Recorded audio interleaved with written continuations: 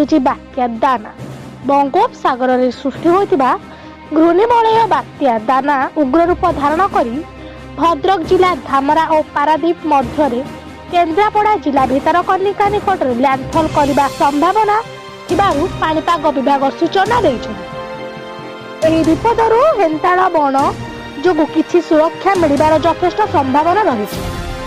STF Manas Ranjan Das ଓ DFO Shri Sudarshan Yadav କହିଛନ୍ତି, ବାତ୍ୟା ପାଇଁ ବନ ବିଭାଗ ପକ୍ଷରୁ ବିଭିନ୍ନ ଟିମ୍ କରାଯାଇ ବାତ୍ୟା ପରେ ରାସ୍ତାରୁ ଗଛ କାଟି ପରିଷ୍କାର କରିବା ସହ ବନ୍ୟଜନ୍ତୁଙ୍କ ସୁରକ୍ଷା ଓ ଲୋକମାନଙ୍କୁ ସୁରକ୍ଷା ଦେବା ସହିତ ସମୁଦ୍ରକୁ ମତ୍ସ୍ୟଜୀବୀମାନଙ୍କୁ ବାରଣ କରିଛନ୍ତି।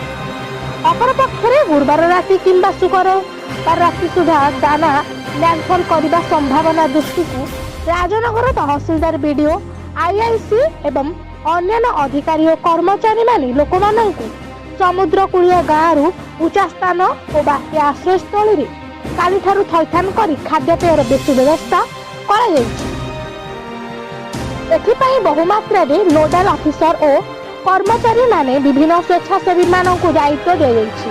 आज अपराह्न 12:30 समय वर्षा आरंभ हो चलुवा समस्त विभागीय कर्मचारी नियोजित थिबा बेले अग्निशम विभाग ओड्राफ टीम बेड़ा पकाई बेले बिहार राज्य केंद्रीय टीम पहुंचुंट। अनुध्यान करने को राज्य सरकार केन्द्रापड़ा जिला टूरिज्म निदेशक श्रीजुक्त समर्थ वर्मा आईपीएस को नियुक्ति देइछन्ति। श्रीजुक्त वर्मा संवेदनशील अंचल परिदर्शन कर लोकमानंक सुविधा असुविधा बुझिछन्ति। केन्द्रापड़ा धीरेन्द्र कुमार महापात्र रिपोर्ट परिवर्तन स्वर टीवी।